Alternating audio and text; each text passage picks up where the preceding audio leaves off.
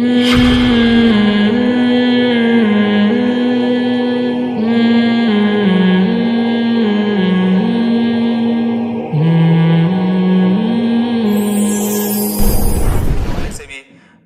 خان سے 100 دفعہ اختلاف کے باوجود عمران خان نے ختم نبوت کا مسئلے پر بھی علماء کو بلایا ہے،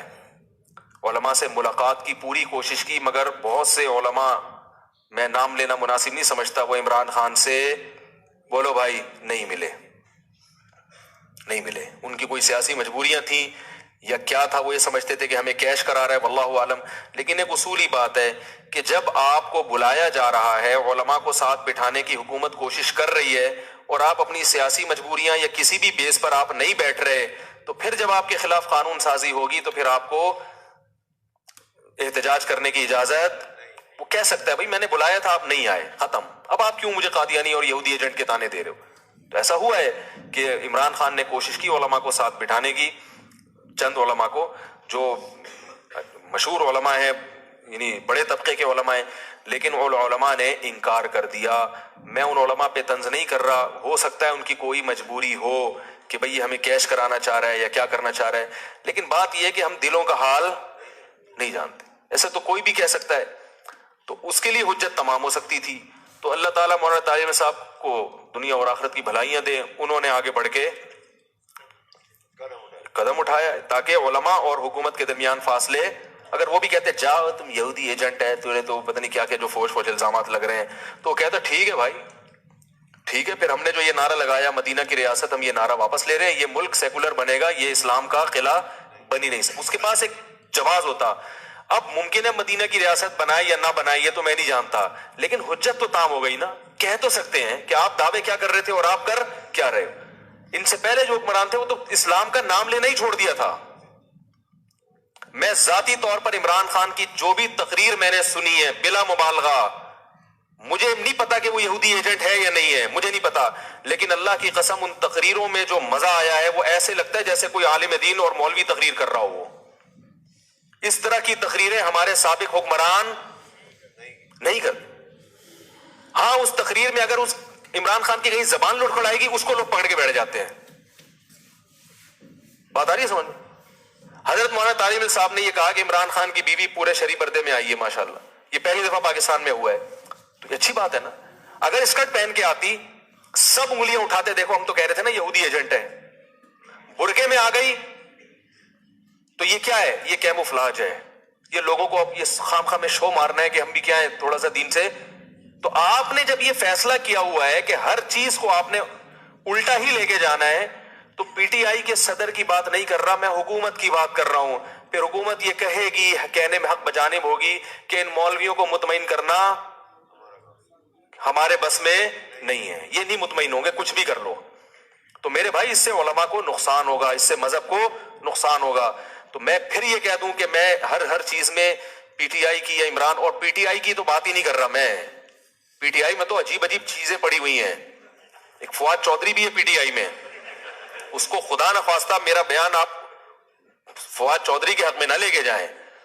تو بیچارہ پتہ نہیں کس قسم کی چیز اللہ نے پاکستان کو دی ہے، اس سے پہلے تو اس قسم کی چیز ابھی تک مارکیٹ میں آئی نہیں ہے۔ تو پی ٹی آئی کے ہر فرد کے بارے میں میں نہیں کہہ رہا، نہ مولانا کہہ رہے ہیں، مولانا حکومت کو کہہ رہے ہیں کہ حکومت کے کچھ کام اچھے ہیں، اور اس کا مطلب یہ نہیں کہ مولانا حکومت کے ہر کام کو اچھا مانتے ہیں، کچھ کاموں کو اچھا اس لیے کہہ رہے ہیں کہ بھئی جو کرنے کے کام ہے، جو اچھے کام ہیں ان میں اپریشیٹ کرو، تاکہ حکومت ہماری باقی چیزوں میں بھی بات بولو بھائی سنیں۔ تو یہ مولانا کی رائے ہے اور میری بھی یہی رائے ہے۔ اگر آپ کو اس سے اختلاف ہے تو آپ بالکل اسی سٹائل میں کلپ بنا کے ہمارے خلاف ڈال دیں، منافق، یہودی ایجنٹ، جھوٹا، حکومت کا پٹھو، یہ تانے دینے سے اس سے جو ہے نا پڑھے لکھے لوگ متاثر نہیں ہوں گے، اس سے یہی ہوگا کہ جو چند جذباتی لوگ ہیں وہ آپ کے ساتھ کھڑے ہو جائیں گے، لیکن اس سے آپ کا جو امیج دنیا کے سامنے جائے گا وہ اچھا نہیں جائے گا۔ نبوت کے حوالے سے بھی عمران خان سے 100 دفعہ اختلاف کے باوجود عمران خان نے ختم نبوت کا مسئلے پر بھی علماء کو بلایا ہے،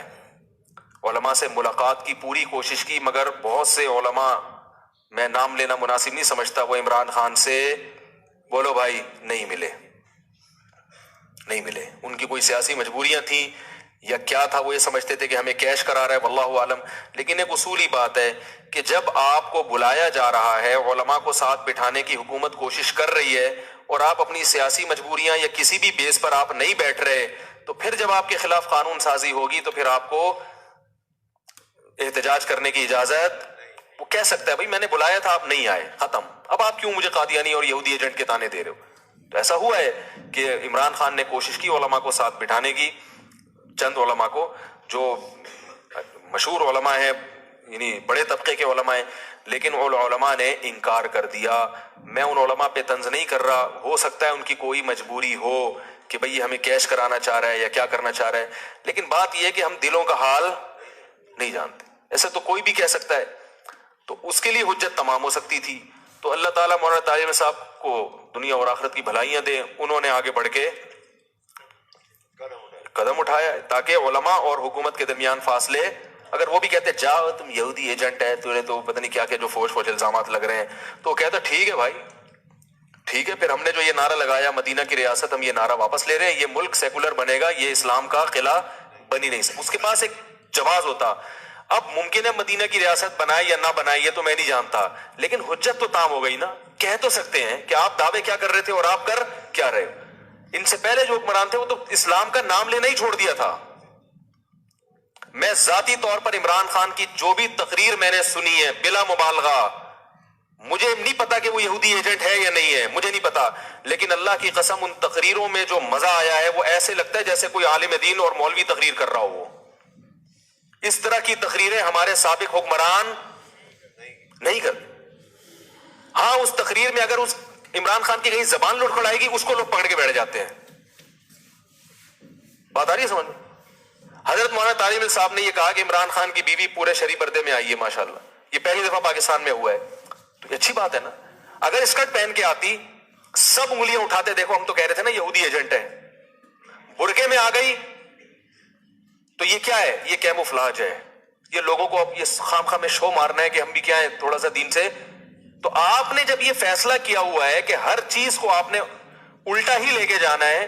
تو پی ٹی آئی کے صدر کی بات نہیں کر رہا میں، حکومت کی بات کر رہا ہوں. پھر حکومت یہ کہے گی، کہنے میں حق بجانب ہوگی کہ ان مولویوں کو مطمئن کرنا ہمارے بس میں نہیں ہے، یہ نہیں مطمئن ہوں گے کچھ بھی کر لو. تو میرے بھائی اس سے علماء کو نقصان ہوگا، اس سے مذہب کو نقصان ہوگا. تو میں پھر یہ کہہ دوں کہ میں ہر چیز میں پی ٹی آئی کی یا عمران، اور پی ٹی آئی کی تو بات ہی نہیں کر رہا میں. پی ٹی آئی میں تو عجیب چیزیں پڑی ہوئی ہیں. ایک فواد چودھری بھی ہے پی ٹی آئی میں، اس کو خدا نخواستہ میرا بیان آپ فواد چودھری کے حق میں نہ لے کے جائیں، تو بیچارہ پتہ نہیں کس قسم کی چیز اللہ نے پاکستان کو دی ہے. اس سے پہلے تو اس قسم کی چیز ابھی تک مارکیٹ میں آئی نہیں ہے.